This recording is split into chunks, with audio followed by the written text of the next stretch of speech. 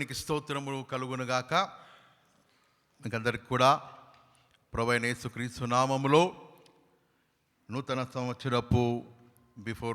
సంవత్సరంలోనికి పోకమునుపు advanced నూతన సంవత్సరపు శుభములు మీకు తెలియజేస్తున్నాను. పరిశుద్ధ బైబిల్ గ్రంథంలో నుండి కీర్తనకారుడు రచించిన 103వ సంకీర్తన 1 నుండి 3 వచన భాగములో అక్కడ ఏ రీతిగా వ్రాయబడి ఉన్నది: నా ప్రాణమా యెహోవాను సన్నుతించుము, నా అంతరంగమునున్న సమస్తమా ఆయన పరిశుద్ధ నామమును సన్నుతించుము. నా ప్రాణమా యెహోవాను సన్నుతించుము, ఆయన చేసిన ఉపకారములలో దేనిని మరువకుము. కీర్తనకారుడు దావీదు తన యొక్క జీవితంలో దేవుడు చేసిన ప్రతి మేలులను బట్టి, ప్రతి ఉపకారములను బట్టి ఆయన కృతజ్ఞతాస్తుతులు చెల్లిస్తూ తన యొక్క ప్రాణముతో, నా ప్రాణమా యెహోవాను సన్నుతించుము, నా అంతరంగమునున్న సమస్తమా ఆయన పరిశుద్ధ నామమును కీర్తించుము, ఘనపరచుము అని తన ప్రాణముతో దేవునిని గూర్చిన మేలులను జ్ఞాపకం చేసుకున్నాడు.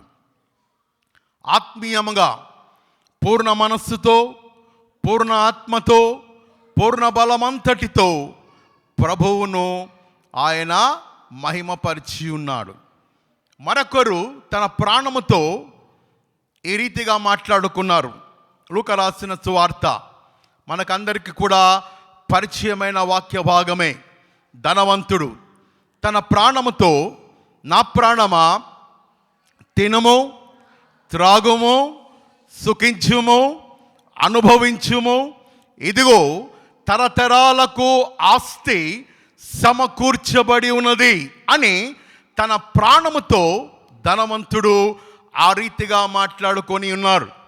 పరిశుద్ధ బైబిల్ గ్రంథము సెలవిచ్చున్నది, శరీరానుసారులు శరీర విషయముల మీద తమ మనస్సును నిలుపుదురు, ఆత్మానుసారులు ఆత్మ విషయముల మీద తమ మనస్సును నిలుపుదురు.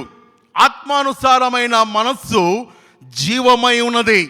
ఆత్మానుసారమైన మనస్సు కలిగిన వారు దేవునిని స్తుతిస్తూ, ఆరాధిస్తూ, ఆయన చేసిన మేలులన్నిటినీ కూడా జ్ఞాపకము చేసుకునేవారు. దావీదులాగా శరీరానుసారులు ఎవరు అనగా ధనవంతుని పోలినవారు.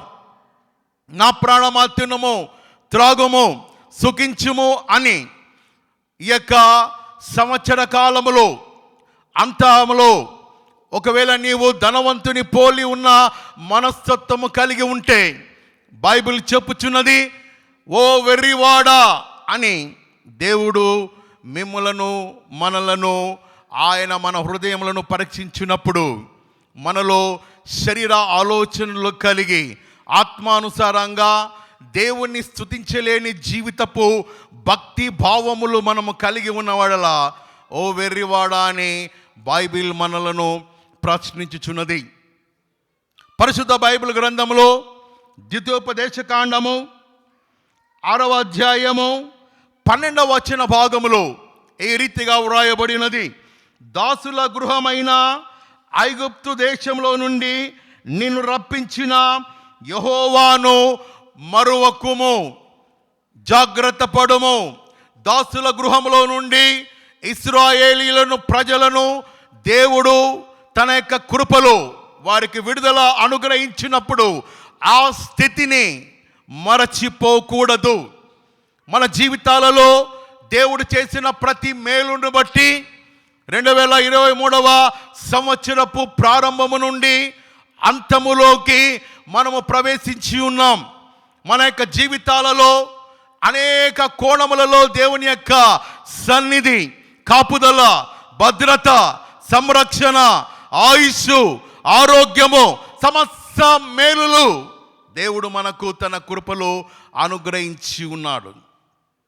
అట్టి మేలును బట్టి మనము దేవునికి కృతజ్ఞులై ఆయన యొక్క సన్నిధిలో పూర్ణ మనస్సుతో, ఆత్మతో, బలముతో, సత్యముతో ప్రభువును మనము స్తుతించి ఆరాధించే వారముగా ఉండాలి. ఎందుకు మనము స్తుతించాలి, ఎందుకు మనము దేవునిని ఘనపరచాలి అని ఆలోచన చేసిన యెడల మొదటి తెస్సలోనికయ పత్రిక 5వ అధ్యాయము 16వ వచన భాగములో ఈ రీతిగా రాయబడి ఉన్నది. కృతజ్ఞతాస్తుతులు చెల్లించుట అనేది అది దేవుని చిత్తమై ఉన్నది. It is a will of God. కృతజ్ఞతాస్తుతులు ఎప్పుడైతే మనము చెల్లిస్తూ ఉంటామో అది దేవుని చిత్తమై ఉన్నది. రెండవదిగా ఎందుకు కృతజ్ఞతాస్తుతులు చెల్లించాలి అంటే, కృతజ్ఞతాస్తుతులు చెల్లించిన వారి జీవితాలకు దేవుడు తన యొక్క కృప అనుగ్రహించే దేవుడై ఉన్నాడు. కీర్తన 103వ అధ్యాయము 11వ వచన భాగములో భూమి కంటే ఆకాశం ఎంత ఉన్నతముగా ఉన్నదో యెహోవా యందు భయభక్తులు గల వారి ఎడల ఆయన కృప అంత అధికముగా ఉన్నది. అందును బట్టి మనము దేవునికి కృతజ్ఞతాస్తుతులు చెల్లించే వారముగా ఉండాలి. రెండవదిగా ఎందుకు కృతజ్ఞతాస్తుతులు చెల్లించాలి అంటే, ప్రకటన గ్రంథము 7వ అధ్యాయము 12వ వచన భాగములో అది పరలోక పద్ధతి అయి ఉన్నది. It is a divine nature. అది పరలోక పద్ధతి అయి ఉన్నది. కాబట్టి దేవునికి కృతజ్ఞతాస్తుతులు చెల్లించుట అనేది పరలోక పద్ధతి. మూడవదిగా ఎందుకు మనము దేవునికి కృతజ్ఞతాస్తుతులు చెల్లించాలి అంటే, 2వ కొరింథీయులకు రాసిన పత్రిక 4వ అధ్యాయము 13వ వచన భాగములో దేవుని యొక్క శక్తి మన యొక్క జీవితాలకు అనుగ్రహింపబడుతుంది. ఉదాహరణకు పౌలు శీలలు చెరసాలలో వేయబడినప్పుడు వారు పాటలు పాడుచు ప్రభువును ఘనపరుస్తూ దేవునిని ఆరాధించుచుండగా దేవుని యొక్క శక్తి వారి మీదకి దిగి వచ్చినప్పుడు వారి యొక్క చేతులకు ఉన్న బంధకాలు అన్నీ కూడా సంకెళ్ళు అవి విడుదల కలిగినది. ఆ సంఖ్యల నుండి వారికి విమోచన కలిగినది. చెరసాల పునాదులు కదిలింపబడినాయి. ప్రియమైన దేవుని సంఘమా, మీ జీవితములలో మీ కుటుంబములో ఏవైతే బంధకములు ఉన్నాయో, ఏవైతే శోధనలు ఉన్నాయో, ఏవైతే సమస్యలు ఉన్నాయో వాటన్నిటిలో నుండి విడుదల మీకు కావాలి అంటే ప్రభువును మనము ఘనపరిచే వారముగా ఉండాలని బైబిల్ చెప్పుచున్నది. రెండవదిగా స్తుతించినప్పుడు ఏమి జరుగుతుంది అంటే, ఇశ్రాయేలు ప్రజలు యెరికో ప్రాకారములు వారికి సవాలుగా ఉన్నప్పుడు వారందరూ కూడా దేవునిని మహిమపరిచినారు. వారందరూ కూడా దేవునిని ఘనపరిచి బూరలతోనూ పాటలతోనూ ప్రభువును స్తుతించి ఘనపరిచినప్పుడు ఆ యొక్క యెరికో ద్వారములన్నీ కూడా కూల్చబడినాయి. ఆమేన్, హల్లెలూయా.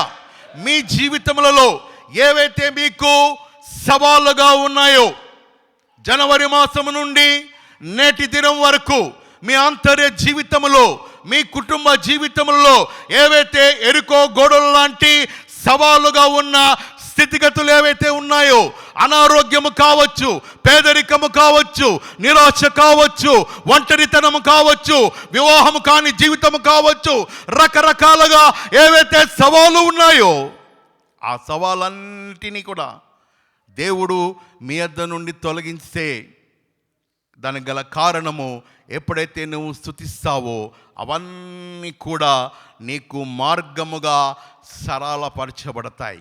ఆమేన్, హల్లెలూయా. దేవునికి స్తోత్రములు కలుగునుగాక. అందును బట్టి మనము దేవునిని స్తుతించే వారముగా ఉండాలి. జనవరి మాసము నుండి 2023వ సంవత్సరము జనవరి మాసము నుండి ఇప్పటి వరకు దేవుడు మీ జీవితములో చేసిన ప్రతి మేలును బట్టి, ప్రతి ఉపకారమును బట్టి పూర్ణ హృదయముతో, పూర్ణ ఆత్మతో, బలముతో ఆ ప్రభువును స్తుతించి ఆరాధించినప్పుడు మీ జీవితంలో ఉన్న ప్రతి యెరికో గోడలు, వ్యతిరేకతలు, ప్రతి విధమైన అనారోగ్య పరిస్థితులు ఏవి ఉన్నప్పటికీ అవన్నీ కూడా దేవుడు తన కృపలో తొలగించే దేవుడై ఉన్నాడు. ప్రియమైన దేవుని సంఘస్థులారా, దావీదు తన యొక్క జీవితంలో ఎల్లప్పుడూ కూడా కృతజ్ఞతాస్తుతులు చెల్లిస్తూ, స్తోత్రములు చెల్లిస్తూ దేవునిని ఘనపరిచినాడు. ఆ రీతిగా ఘనపరిచిన కారణమును బట్టి దావీదు ఏ రీతిగా హెచ్చింపబడినాడు.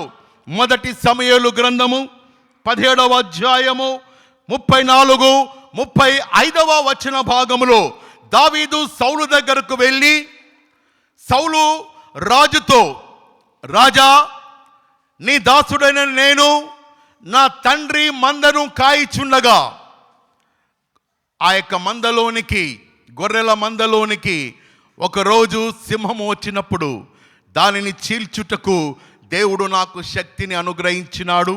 మరొక సందర్భములో ఎలుగుబంటి వచ్చినప్పుడు దానిని జయించడానికి దేవుడు తన యొక్క కృపలో నాకు బలమును అనుగ్రహించినాడు అని సమాజము ఎదుట, సౌలు రాజు ఎదుట, ప్రజలందరి, ఇశ్రాయేలు ప్రజలందరి ఎదుట దావీదు దేవుడు చేసిన మేలును బట్టి, ఉపకారములను బట్టి, పొందిన ఆశీర్వాదములను బట్టి దేవుణ్ణి ఘనపరిచినప్పుడు, దేవుని నామమును హెచ్చించినప్పుడు దేవుడు దావీదుకు ఇవ్వబోయే బహుమతి విషయములో, విజయము విషయములో దేవుడు మార్గమును సరళపరిచినాడు.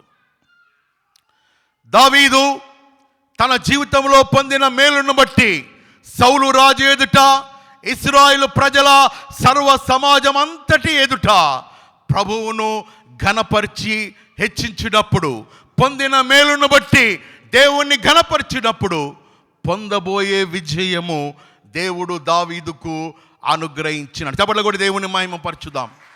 మీ జీవితంలో కూడా 2023వ సంవత్సరము పొందిన మేలును బట్టి దేవునికి మీరు సమాజం ఎదుట, పెద్దల ఎదుట, ఆరాధనలో, వ్యక్తిగత జీవితాలలో, కుటుంబ ప్రార్థనలో ప్రభువును మహిమపరిచినట్లయితే, ప్రభువును ఆరాధించినట్లయితే, ప్రభువు నామమును హెచ్చించినట్లయితే, పొందిన మేలును బట్టి కృతజ్ఞులై పూర్ణ మనస్సుతో, పూర్ణ ఆత్మతో ఆ ప్రభువును మీరు ఆరాధించినట్లయితే పొందబోవు విజయము 2024లో ఆశీర్వాదములన్నీ కూడా దేవుడు మీ జీవితాలలో, కుటుంబాలలో సమకూర్చే దేవుడై ఉన్నాడు.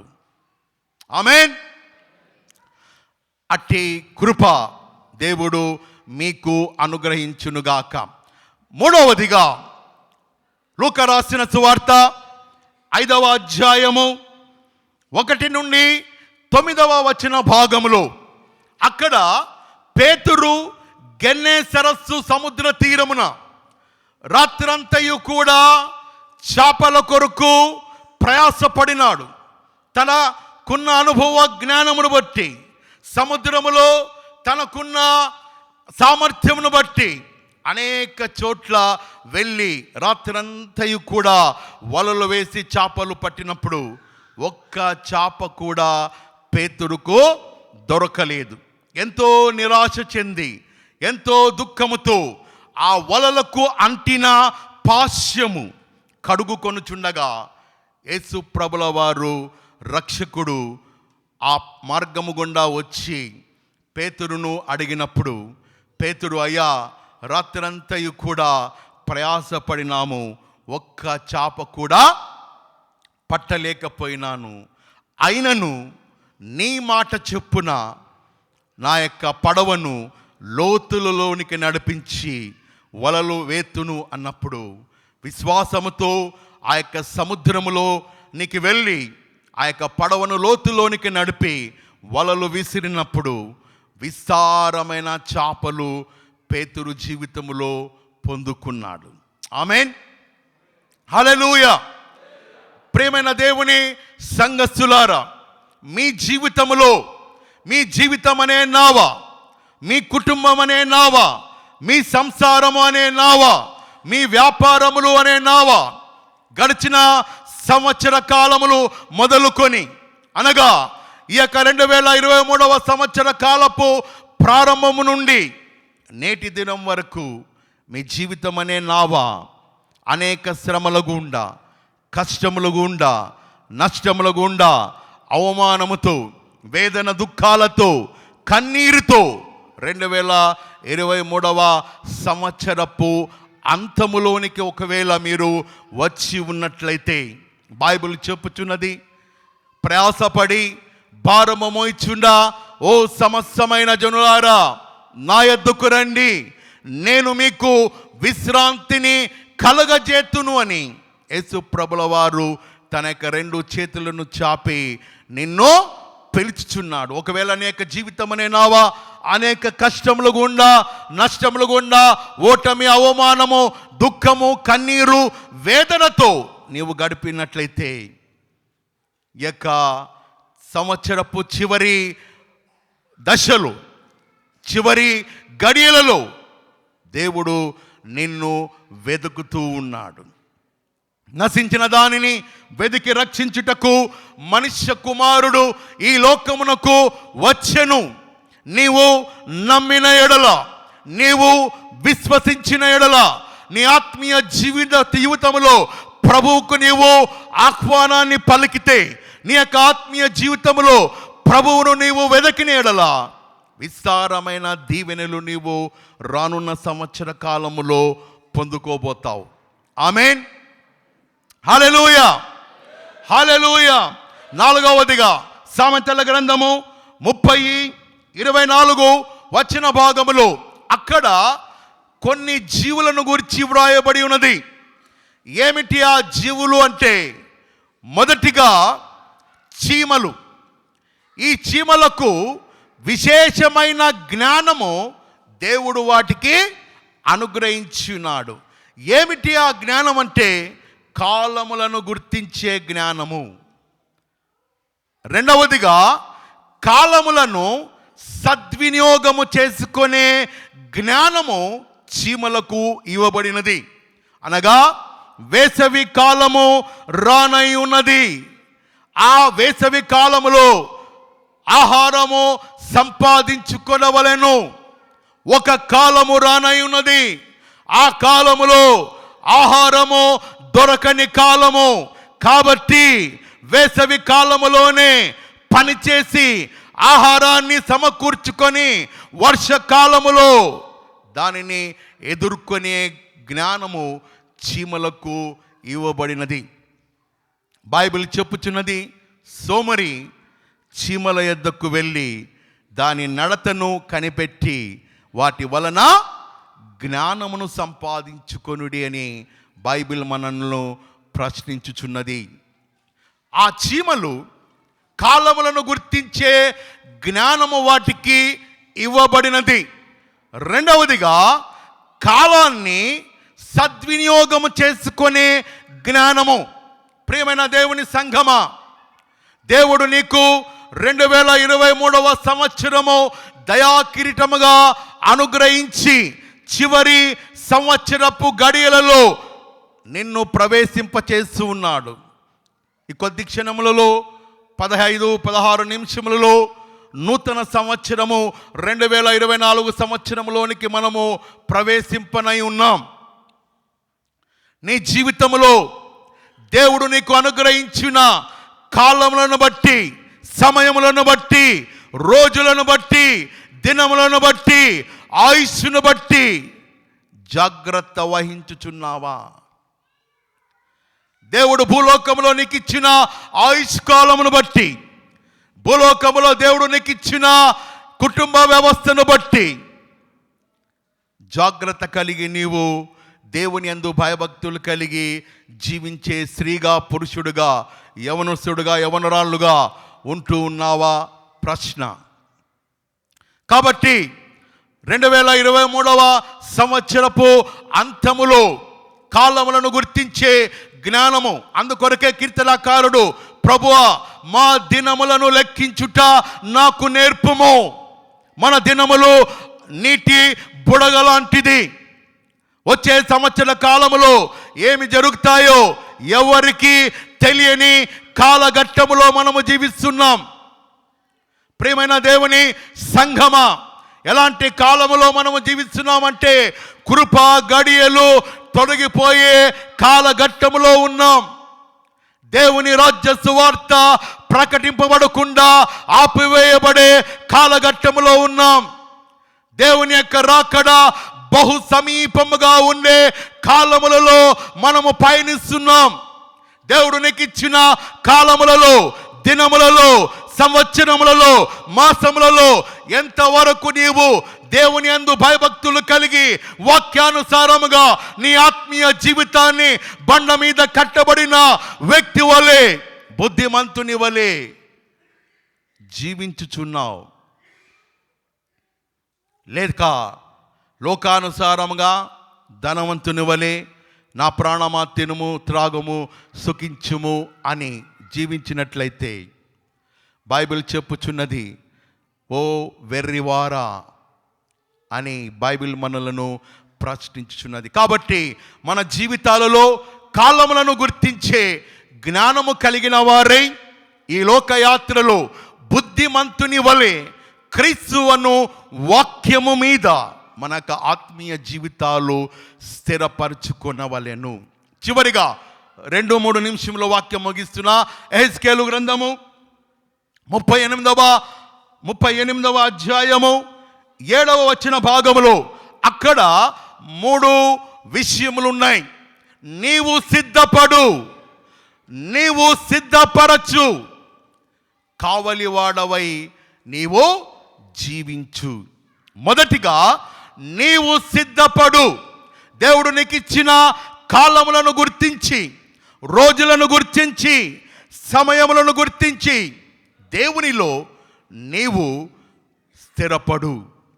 రెండవదిగా నీ సమాజమును, దేవుడు నీకు ఇచ్చిన బాధ్యతను, ఒకవేళ సంఘములో పరిచారకుడుగా బాధ్యత ఇస్తే ఆ పరిచారకుడుగా ఉన్న బాధ్యతను సంపూర్ణంగా నెరవేర్చే ప్రక్రియలో సిద్ధపరచు.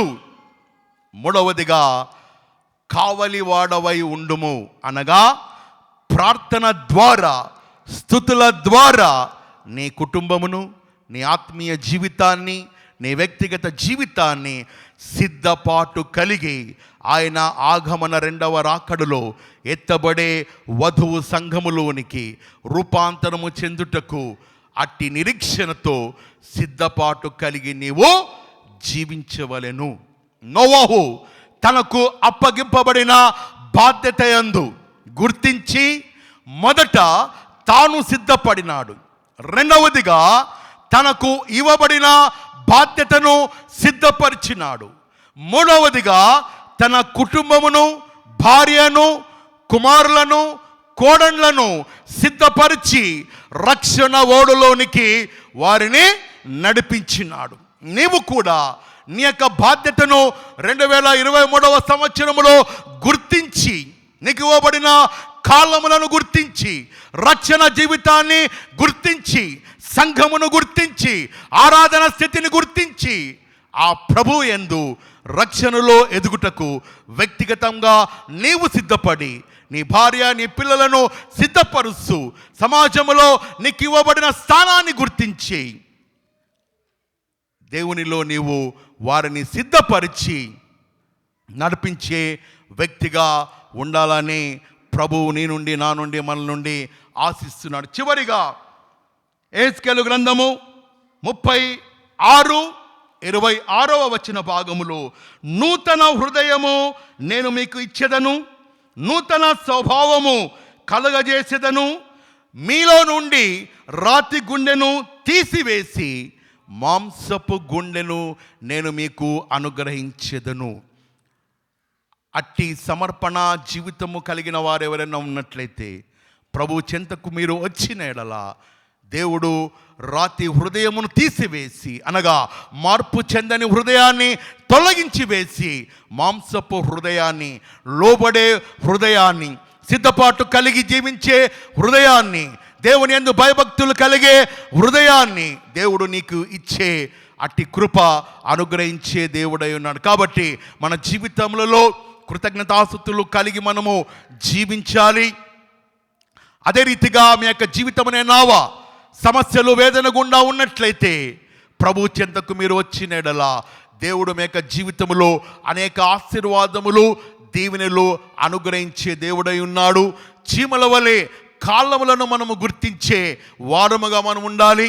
మనకు అనుగ్రహింపబడిన కాలాన్ని జాగ్రత్తగా మనము ఆయనలో, ప్రభువులో బలపరుచుకోవడానికి సిద్ధపాటు కలిగి, యెహెజ్కేలు గ్రంథంలో చెప్పబడిన రీతిగా సిద్ధపడి మీరు ప్రభువులో ఎదుగుతూ దేవుని మార్గములో 2024వ సంవత్సరములో మరి ఎక్కువగా కృప నుండి అధిక కృపలోనికి, విశ్వాసం నుండి అధిక విశ్వాసములోనికి, మహిమ నుండి అధిక మహిమలోనికి, glory to glory, anointing to anointing, supernatural realm నుండి అధిక సూపర్ న్యాచురల్ రిలములోనికి అట్టి కృప ఈ సంఘానికి చేరువచ్చిన మీకును మనకందరికీ కూడా 2024వ సంవత్సరములో అట్టి మహిమగల ఆశీర్వాదములు తండ్రి అయిన దేవుడు, కుమారుడైన యేసుక్రీస్తు ప్రభుల వారు, పరిశుద్ధాత్మ దేవుడు అట్టి కృపాక్షేమములతో దీవించునుగాక.